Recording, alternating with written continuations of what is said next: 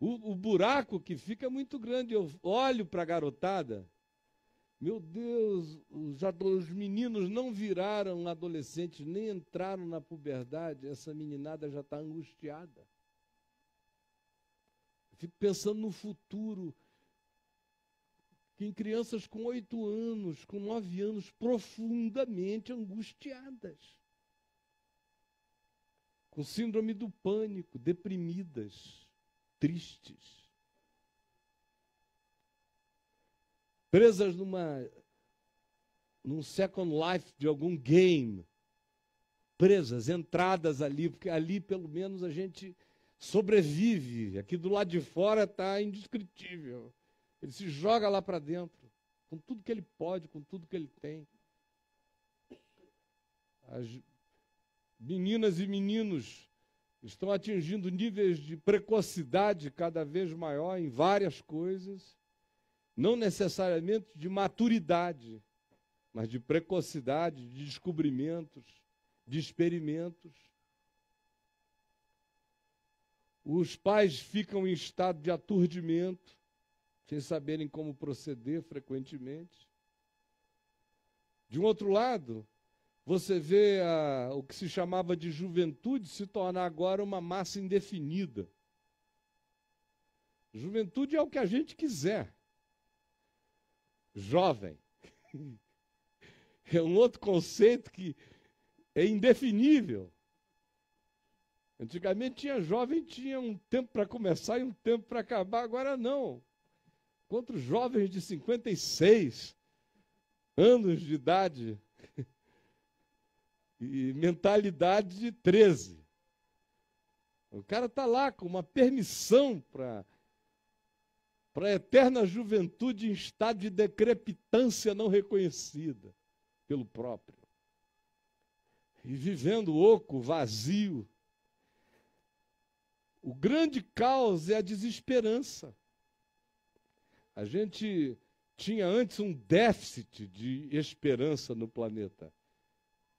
Hoje a gente vive numa situação de uma deficitariedade não quantificável de tanta desesperança planetária.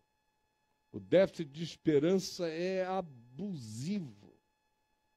Muito pouca gente animada por esperança. O cara tem ilusões de conquistas. Ele tenta se distrair alcançando metas. Mas esperança essencial está morta no coração da maioria de nós. As experiências afetivas se multiplicam, as variedades de tentativas afetivas também se multiplicam, e a gente continua cada vez mais vazio. O fato é que a coisa mais fácil do mundo é a gente derrapar no Pantanal das desesperanças, botar o pé nesse pântano, se atolar e não conseguir sair. E aí que eu vejo a maioria andando numa agonia de ser, e olha, a vida vai ficando uma bobagem, tudo vira uma banalidade, tudo que era sublime se dessublimizou, tudo que era puro perdeu a pureza, tudo perdeu o rito, o traçado, tudo perdeu marcas civilizatórias. A marca da nossa civilização é a manifestação amorfa do que quer que seja. E a alma, que nunca será pós-moderna, fica sempre buscando, de maneira latente e não explicável para ela mesma, raízes em algum lugar, botar-se num chão de segurança que não se encontra em lugar nenhum. Por isso a gente precisa cada vez mais de calmantes, de remédios para dormir, de sossega-leão para nos acalmarmos, às vezes, nas nossas fibrilações inquietantes que a gente não consegue nem explicar, que vêm de tantos lados, são tantas vibrações, são tantas penetrações. Às vezes a gente fica angustiado por uma informação que nos passou e que foi sucedida por 15 outras que cobriram a informação, mas não levaram o sentimento angustioso que aquela primeira nos deixou. E a gente não fica nem sabendo por que está assim daquele jeito. E não tem nem tempo de verificar. E vai só se medicando para ver se alivia. Mas a gente vai apenas adiando para sempre as nossas irresoluções e fazendo acumulação angustiosa até os dias em que a gente começa a ter falências. Falências psíquicas, falências existenciais, que se manifestam como pânico, depressão, tristezas inexplicáveis, envenenamentos sem causa do coração. E a gente olha em volta e diz: o que eu vou fazer da minha existência? Eu resolvi falar com você sobre isso hoje, porque hoje de manhã eu perguntei a Deus: Senhor, o que tu queres que eu fale com esse povinho amado que vem aqui em casa para se reunir na reunião do caminho e com os milhares que ficaram em suas casas no mundo inteiro assistindo? E a convicção que me veio ao coração foi: fala sobre como vencer a angústia dos dias presentes. Como vencer essa angústia dos dias presentes? Esse volume de agonia não definida que nos pervade, que nos consome, que nos perturba, que nos borboleteia algo incompreensível na alma, algo indiscernível e angustioso. Como? E por que eu acolhi na mesma hora a força dessa voz? Porque é o que mais me angustia todo dia, lidando com tanta gente, é ver esse mesmo estado crescendo. E ele vai crescer infinitamente mais. A gente tem que estar preparado para carregar no peito a resposta, que não é intelectual, é uma resposta de fé no peito. O que vai vencer o mundo é a fé. O apóstolo João diz: a vitória que vence o mundo é a nossa fé em Jesus Cristo. Não é a fé numa doutrina, num catecismo, é a fé experiencial. É a vivência experiencial de existir cheio do Espírito Santo, cheio do Evangelho, cheio da glória de Deus. Do contrário, ninguém suporta, ninguém aguenta sozinho o impacto desses dias e dos dias que virão. Visitarão os meus netos, os seus netos, os meus filhos, os seus filhos e todas as gerações futuras. Visitarão. E eu tenho que estar preparado para ser avô, para ser pai, para ser um velho nos próximos 20 anos, se Deus me der de vida, num tempo angustiosíssimo da humanidade. E quero ser sábio, e quero ser forte, e quero ser esperançoso, e quero ser cheio de luz, e quero ser graça para a minha geração, para a geração dos meus filhos, para a geração dos meus netos, para tantas quantas venham. Isso acontecerá não através de uma superatualização de conhecimentos, isso acontecerá fundada na irredabilidade da única vitória que vence o mundo, a nossa fé no Senhor Jesus. É só aí que eu venço. É só aí que você vence. Que outra referência, que outro estribo, que outro fundamento, que mais pode te apear com segurança, na certeza de que você não será jogado para fora num solavanco da existência que não nos faltem, nem não nos faltarão jamais. Bom, isto dito, eu quero ler um texto para nós. Romanos,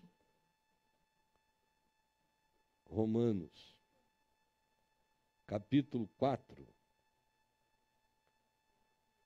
que fala, começa no capítulo 4, eu leria até o capítulo 5, verso 11, mas é Romanos, capítulo 4, nós vamos começar a ler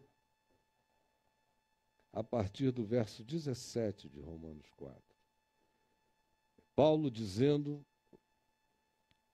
de como Abraão, que é o pai da fé, foi justificado pela fé no meio de toda a sua desesperança, de homem de 100 anos de idade, amortecido sexualmente na sua potência, e a sua mulher, entrada na menopausa, muitas décadas, com 90 anos de idade, como foi que esses dois creram na promessa o tempo todo de que eles seriam pais de uma grande descendência. Isso é uma coisa muito doida. Deus dizer, você vai ser, mantenha a esperança. Na esperança somos salvos. O justo viverá pela fé. E Abraão, você vai ser pai de muitas nações. Aí você sai da casa do seu pai, da sua parentela, e roda, meu amigo. Primeira década, segunda década, terceira década, quarta década, quinta década, e não tem um filho. Você vai vendo a velhice chegar, a pele dobrar, peito da mulher cair, o ventre deitar-se, a menstruação sumir, os dois secam. Mas olha só o que diz. Eu vou começar do verso 16. Essa é a razão porque provém da fé, nossa vida e o nosso respirar e a nossa vitória.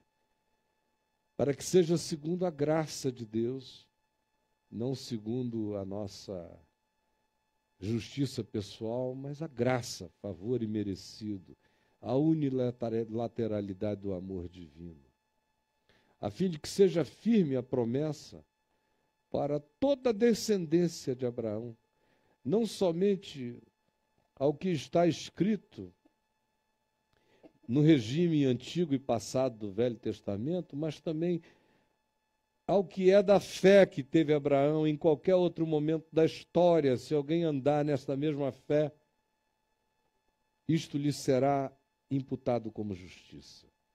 Como está escrito, por pai de muitas nações te constituí. Mas os anos passaram. Abraão, porém, perante aquele no qual creu, o Deus que vivifica os mortos e chama à existência as coisas que não existem, prosseguiu, esperando contra a esperança, esperando contra a esperança, esperando contra a esperança, ele creu, nessas condições absurdas ele creu, para vir a ser o pai de muitas nações, segundo lhe fora dito, assim será a tua descendência, enorme, incontável. E sem enfraquecer na fé, apesar de impotente, e da sua mulher impossibilitada de gerar há tantas décadas. Sim, sem enfraquecer na fé, embora levasse em consideração o seu próprio estado amortecido, sendo já de 100 anos de idade, e a idade avançada de Sara, sua mulher, ele não duvidou.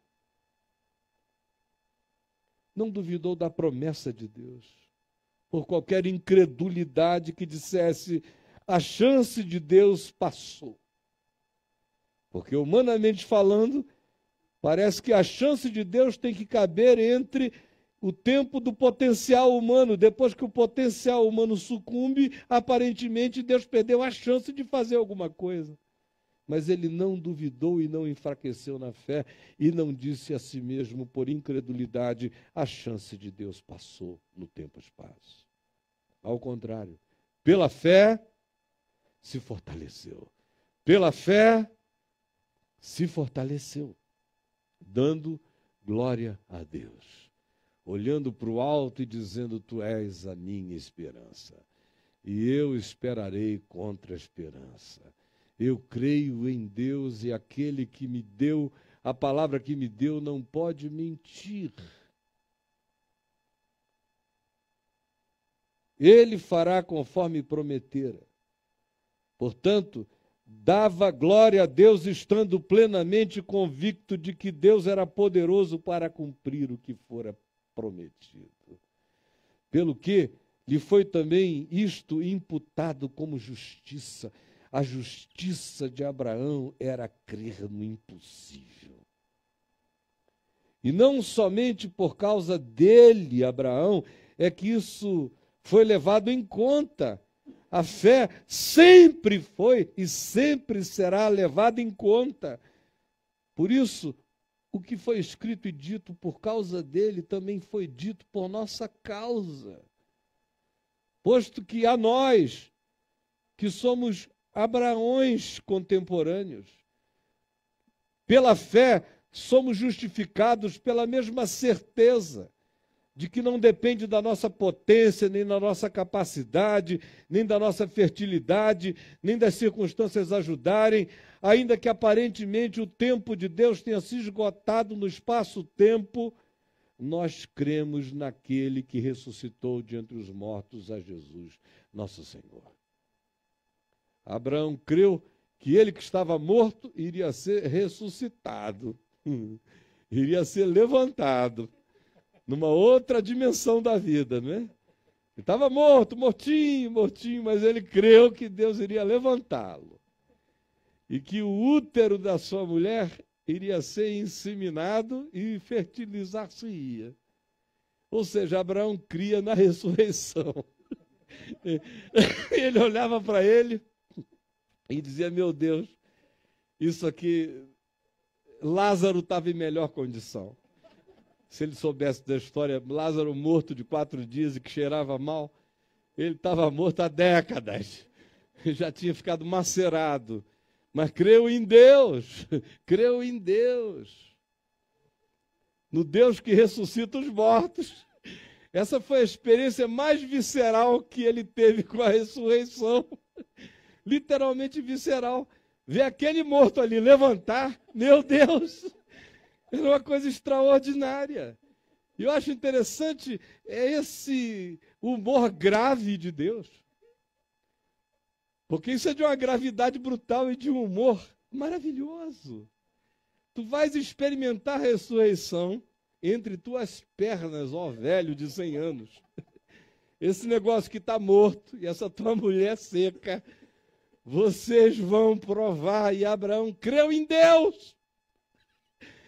Olha, isso mexe com aquilo que há de mais potente no homem, que é a potência.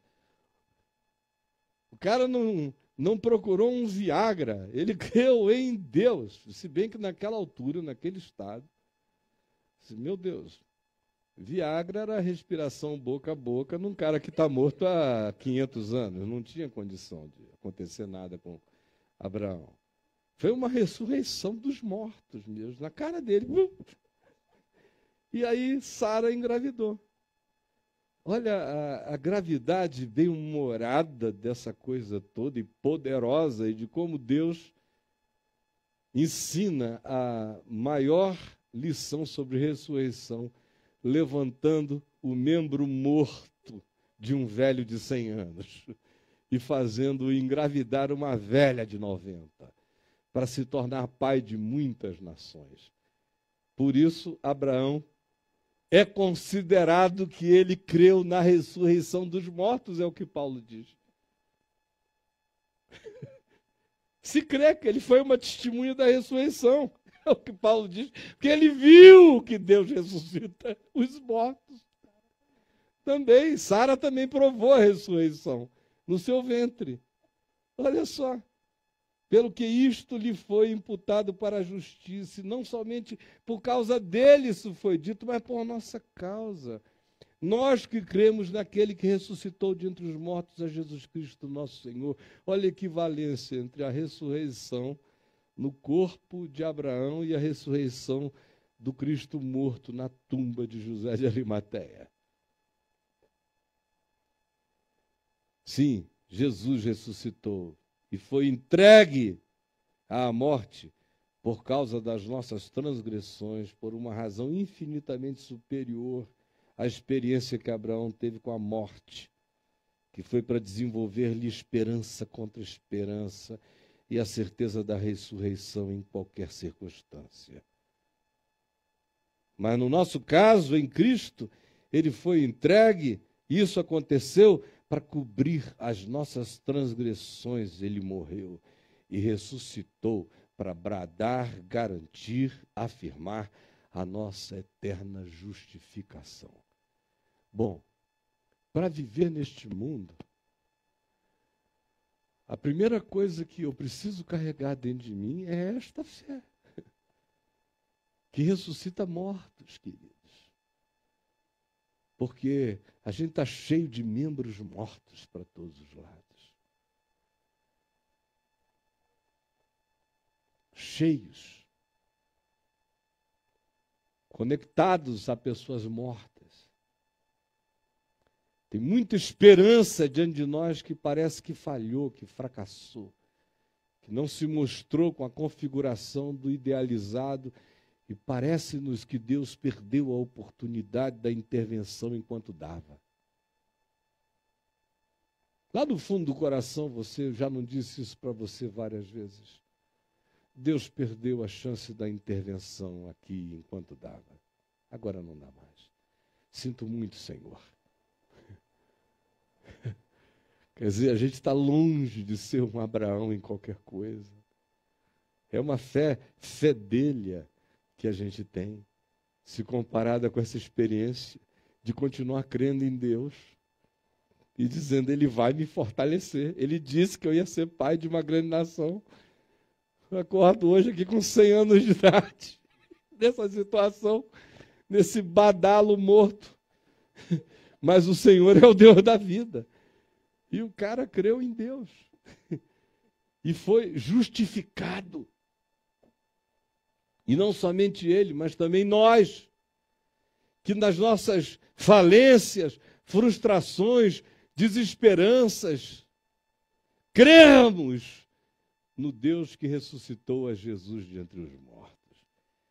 A morte deixou de ter a última palavra, de riscar uma fronteira, em razão do que Deus perdeu o espaço de intervenção. É que a morte interveio? Ora, Paulo está dizendo, com base em Abraão, com base na ressurreição de Jesus, a morte não tem a última palavra. Ela foi vencida na ressurreição, por isso o tempo de Deus não esgota nunca. Nem depois de que alguém esteja morto. Ele é o Deus da ressurreição. Aí ele diz, sabendo disto, justificados assim, mediante esse tipo de fé, essa natureza de fé, esta qualidade de fé, primeira coisa que nos acontece é que, tomados por essa convicção, nós temos paz com Deus. E eu tenho paz com Deus. Minha culpa está coberta, minhas frustrações não estão dadas como frustradas, meus insucessos não estão acabados. Há uma última palavra a ser dita de vida na minha existência, se eu crer. Sempre houve e sempre haverá. Não há nada fechado, não há nada acabado. Saber disso, Saber que, por outro lado, em meu favor está tudo fechado, consumado, definido e que eu estou garantido, desde perdoado, desde ter meus pecados cobertos, há a certeza de que as promessas de graça, de glória de Deus para a minha vida não vão falhar. Isso não tem a ver com uma existência sem dores, sem agonias, sem perplexidades, sem as circunstâncias já aqui descritas e que acometem e acometeram a todo ser humano sobre toda a face da terra, conforme Jesus tinha dito que seria.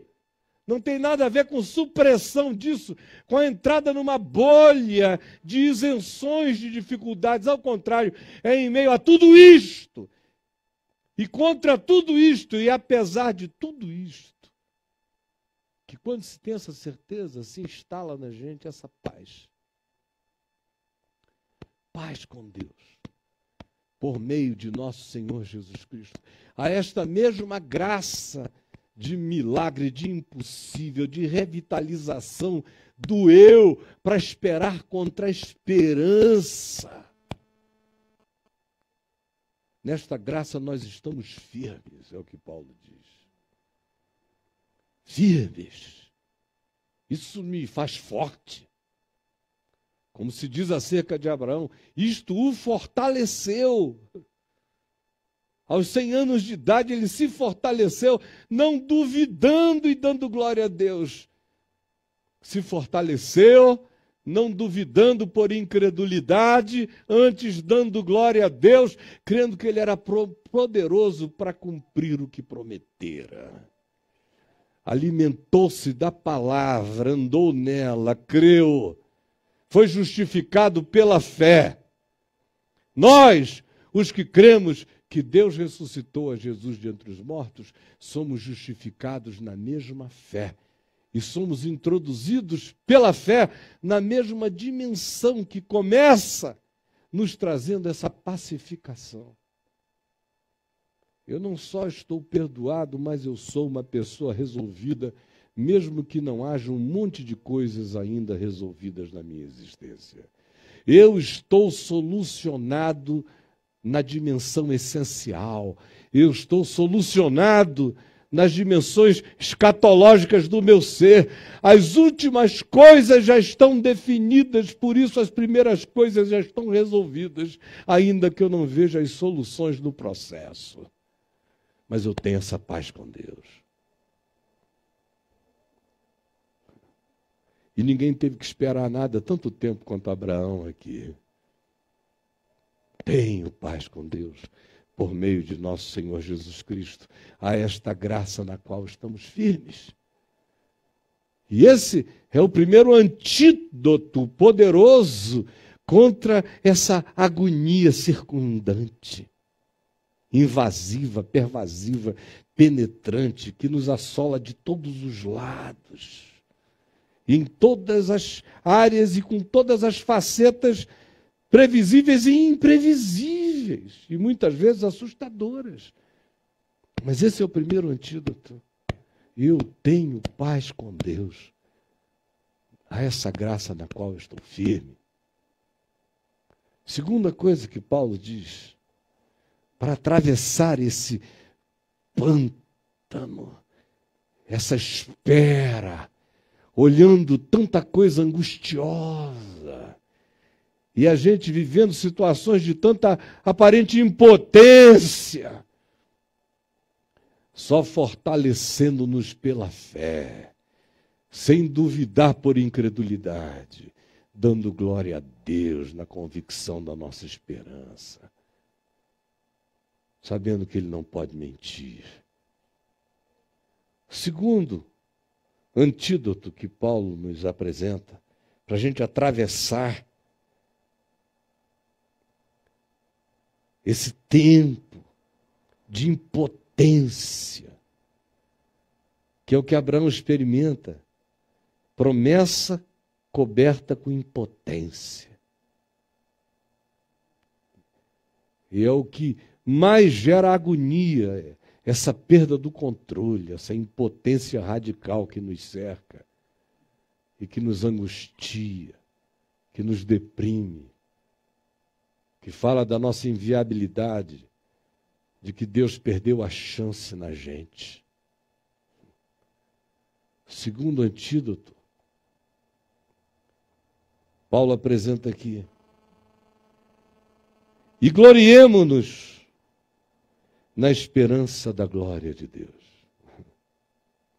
Gloriemo-nos na esperança da glória de Deus. É a segunda coisa. Primeiro, eu tenho que andar nessa fé. Segundo, eu tenho que ter essa visão, perspectiva da eternidade. Presta atenção, olha aqui para mim. Sem a habitação expectante da glória da eternidade no meu coração, eu não tenho força para esperar a experiência da minha impotência, do meu brochamento, da minha falência existencial e psicológica tantos anos. Só o poder da eternidade, essa esperança da glória de Deus aqui, me levanta. Porque se a nossa esperança se limita apenas ao horizonte imediato dessa vida, a gente se torna inevitavelmente gente angustiada, oprimida, amedrontada, esmagada, derrotada. Não existe no tempo, espaço, nenhum fator engravidante, esperançante, suficientemente poderoso para nos dar a capacidade de atravessar a geração presente sem desistirmos, sem capitularmos, sem sucumbirmos às angústias de dentro, de fora e de todos os lados. Vocês estão me entendendo? Se você consegue se distrair com o Botafogo e o Vasco, com o Corinthians, sabe, com a Olimpíada que vem aí, com qualquer coisa, eu queria ter essa basicalidade de lesma que a tua alma tem, para ver se eu me distraía, mas eu não consigo. Eu abro os olhos e eu vejo essas coisas para todos os lados, e vejo esse negócio entrando. São Aedes aegypti de todos os tipos, picando todo mundo com todo tipo de moléstia, desgraça. Em volta da terra, não dá para eu me distrair com Botafogo e Vasco. Não dá para eu ter esperança, contra a esperança, baseada em quê? Em que governo, em que partido, em que religião, em que casamento, em que filhos, em que netos. Vamos cair na real, logo.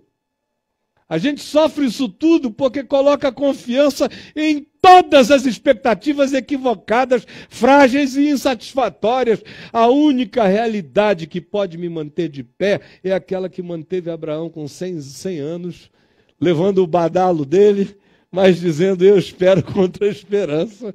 E se o Senhor prometeu, a palavra dele é viva para se cumprir e me revitalizar. É o que vai gerar ressurreição dentro de mim. É a mesma fé. Só que ela tem, como diz o escritor de Hebreus, que ter a sua âncora plantada na glória de Deus, no Santo dos Santos. Nossa esperança além do véu, plantada lá. Aí eu tenho força para enfrentar a morte, a vida, perdas, decepções, tristezas, fracassos, meus ou de outros que eu amo, viver a diversidade das assolações sem entrar em estado falente, essencial, ao contrário, encontrando a chance de me renovar, porque eu olho para a eternidade. Estou firme na esperança da glória de Deus.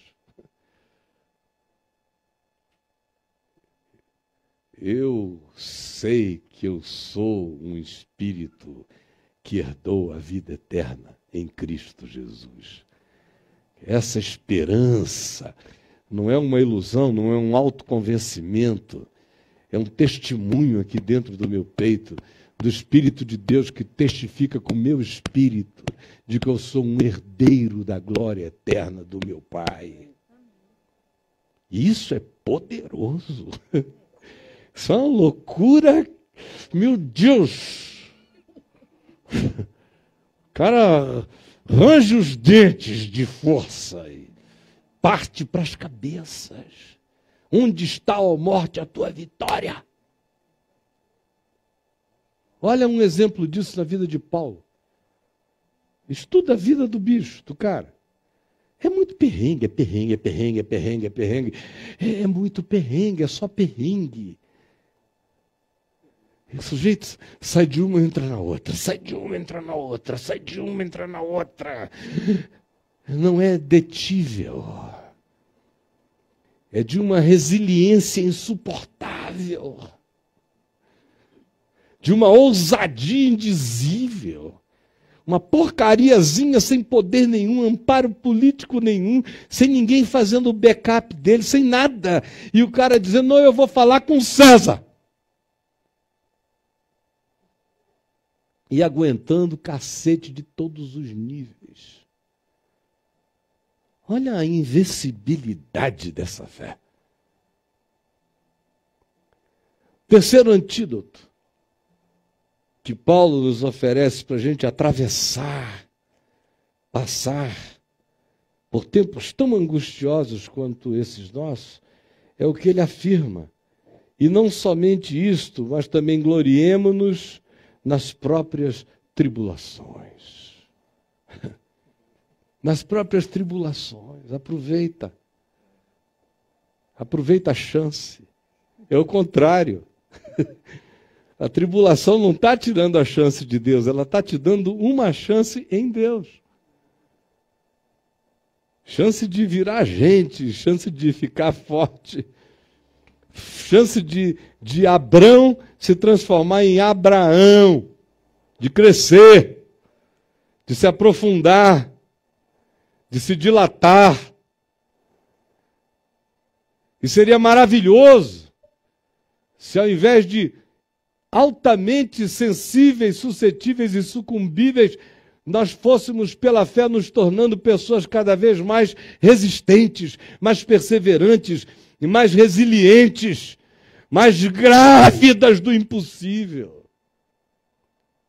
Que coisa linda! Ainda que o meu homem exterior se corrompa, adoeça, enfraqueça, se depaupere, o meu homem interior se renova de dia em dia. Quando eu estou justificado e pacificado. Quando eu estou vinculado à glória eterna de Deus, sou habitado pela ininterruptibilidade da eternidade. Eu não sou um indivíduo preso à imortalidade, eu sou um filho da vida eterna. E eu me glorio nas próprias tribulações, dizendo, eu sei que eu fui feito para estar vivo nesta geração. É isso que eu sei a meu respeito em Deus. Eu fui feito para estar vivo hoje. Para viver as angústias desse tempo. Para ver a vida a partir daqui e de todos os outros lugares e com todos os olhos possíveis. Viver, compreender, sentir, discernir os tempos, as almas, as dores, as minhas e a de todos, e me fortalecer, e aproveitar a circunstância, e aprofundar minha consciência, aumentar a perseverança, determinar-me em resiliências cada vez mais enraizadas na esperança do Evangelho. Tantas quantas sejam as tribulações, Paulo diz, glorie-se. Não trate a tribulação com autovitimização, trate-a como uma oportunidade de enrijecimento, fortalecimento, superação, dilatamento da consciência e humanização do seu espírito em Deus. Aí você atravessa esse tempo. Porque ter essa consciência para de fazer você se perguntar o que eu estou fazendo aqui. e passa a te dizer: você está aqui é para isto. É para ser sal, para ser luz, para ser esperança, para ser glória, para ser promessa encarnada e vivente, para ser boa nova, para ser evangelho, para ficar cheio do Espírito Santo no meio da oquidão da existência, crendo no Deus que ressuscita os mortos. Tendo essa fé, você vai estar justificado e pacificado. Ficando cheio da glória da eternidade, você atravessa tudo. E gloriando-se na esperança da glória de Deus nas próprias tribulações, você se dilata, cada tribulação se transforma apenas numa ocasião.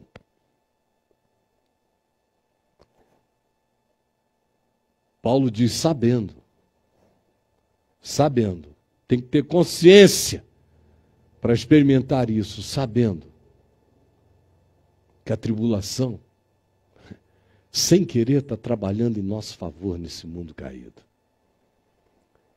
De modo, minha gente, que sem Deus como esperança, quanto mais tribulação, mais oquidão, mais vazio, mais medo, mais depressão, mais pânico. Cheio dessa esperança do Deus que vivifica os mortos, os amortecidos, os impotentes.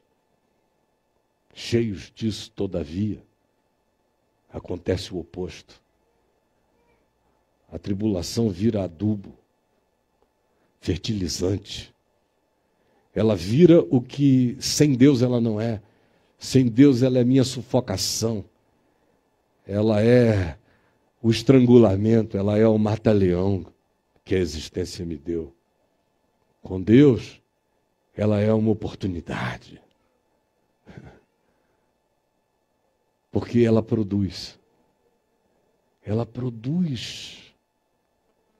De modo que, quanto mais tribulação sem Deus, mais angústia falente no espírito.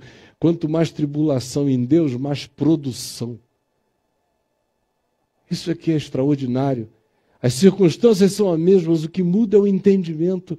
E o entendimento mudado, eu começo a ser transformado antes de qualquer mudança circunstancial. E se as circunstâncias forem alteradas para o bem imediato, amém. Se eu não vir tais alterações, prossigo como Abraão. Na impotência imediata, crendo todavia na ressurreição, no Deus que ressuscita os mortos, dando glória a Deus, não duvidando por incredulidade, permanecendo firme. E aí, a tribulação produz. Ela produz. Você não vê pessoas profundas, firmes, fortes, perseverantes, consoladoras, estimuladora de outros,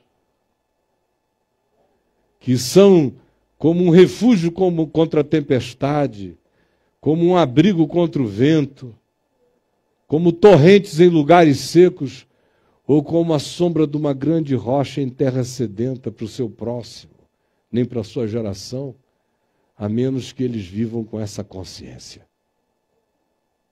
Sem essa consciência, isso não se manifesta. A tribulação não produz nada. Mas quando eu encaro com essa consciência, ela começa a produzir em mim tudo. Você não vê pessoas que viveram em extremo conforto, que nunca sentiram uma dor, a vida, eles beberam analgésico a existência inteira para não sentir nada em nenhuma dimensão da vida, tornarem-se fortes, consoladoras, esperançosas, misericordiosas, à sombra de uma grande rocha, a torrente de água em terra sedenta, nem o abrigo e refúgio contra a tempestade para o próximo. Elas nem sabem o que é isto. São os que viveram a experiência das muitas tribulações, os que se tornam fortes, resilientes, perseverantes e utilíssimos à vida de todos na sua geração, vivendo eles próprios em paz, em esperança invencível, ao mesmo tempo e que fortalece os demais. Fortalece a casa inteira da gente. Os filhos da gente começam a enxergar isso. Quando isso não é blá, blá, blá, é vida em você. Eles começam a olhar em volta e dizer, o mundo todo está podre, mas o coração do meu pai, o coração da minha mãe são um jardim regado. Eles vão vendo se for. Sem palavras, eles vão enxergando. E o que me mantém em pé os levanta. E o que me fortalece se transfere para eles. E o que é a razão da invencibilidade da minha vida passa a ser um desafio para eles, no mínimo uma provocação saudável, que não voltará vazia dos seus corações, no mínimo.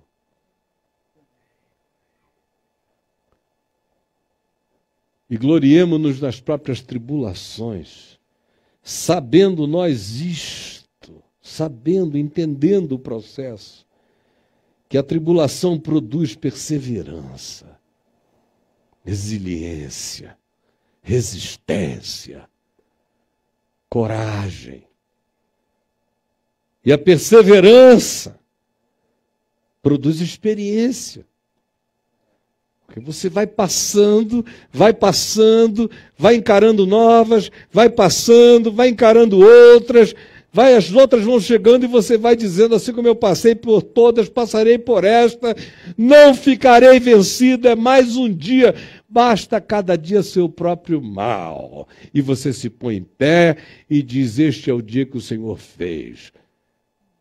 E as misericórdias do Senhor são a causa de eu não ser consumido.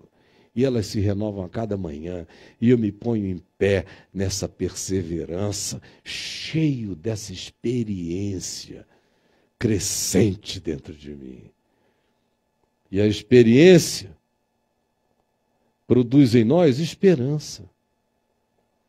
Quando você vem de perseverança para a experiência, você entra no âmbito da dimensão da esperança. A experiência, a perseverança, a esperança vão se transformando numa única coisa, numa psicodinâmica do Espírito de Deus, do Evangelho vivo em mim. Eu vou me tornando um ente abraâmico, vou aprendendo a esperar contra a esperança, a não duvidar, a não desistir, a não voltar atrás, a não retroceder, a não desanimar, antes prosseguir dando glória a Deus e crendo na ressurreição dos mortos. E a perseverança produz experiência, esperança, e a esperança tira toda chance de dúvida do coração. A esperança não confunde, a esperança não titubeia, a esperança não claudica, a esperança não oscila, a esperança é âncora, a esperança não confunde, porque quanto mais cheio de esperança, na glória de Deus, na presença de Deus, a certeza dessa paz com Deus, quanto mais cheio disso eu fico, mais eu sou inundado pelo Espírito Santo. A esperança não confunde. Pelo contrário, com isso tudo, nos é derramado o Espírito Santo em nossos corações. Essa outorga só cresce, não tem como diminuir, mas isto só se mantém pela fé. Nasce pela fé, continua pela fé, mantém-se pela fé. Aí você diz, e naqueles dias em que a nossa mente diz, você é um fracassado, você tem essa fé, mas ao mesmo tempo você é tão cheio de falências pessoais. E quando o momento das invasões psicológicas negativas nos chegue ou me chegue, o que eu faço? Ora, Paulo diz que nesse dia a gente tem que guardar esse entendimento no coração. A fé vence a emoção, o sentimento, a fragilidade, a relatividade da nossa humanidade, que às vezes fica impressionada ou cansada ou desistente. A fé se volta e diz, porque Cristo, quando nós ainda não sabíamos de nada, éramos fracos de tudo e alienados de tudo e inimigos de tudo, morreu a seu tempo por nós, ímpios, distantes e inimigos no entendimento. Dificilmente alguém morreria por um justo, mas pode ser que pelo justo alguém se anime a morrer, mas morrer pelos injustos, quem o fará? Mas Deus prova o seu próprio amor para comigo, para conosco, pelo fato histórico da ressurreição, pelo fato de Cristo ter morrido por nós, sendo nós ainda pecadores, e pelo fato de que Ele ressuscitou para nossa garantia de justificação. Logo, muito mais hoje, agora, quando apesar de mim e apesar de tudo, mesmo fraco, eu confesso que sou dele. Portanto, agora, sendo já justificado por seu sangue, sabendo disso, seremos salvos de qualquer dia de ira, de qualquer geração confusa, de qualquer aion de angústia, agonia, de qualquer apocalipticismo existencial, porque nós já fomos salvos do pior. Por que Ele não estará presente conosco hoje, quando nós já temos a compreensão, a aceitação e a alegria de que Ele venha como socorro para nós? Porque se nós, quando inimigos, fomos reconciliados mediante a morte do seu Filho, muito mais agora, estando já reconciliados, seremos salvos de qualquer coisa, angústia, depressão, medo, morte, pela sua vida.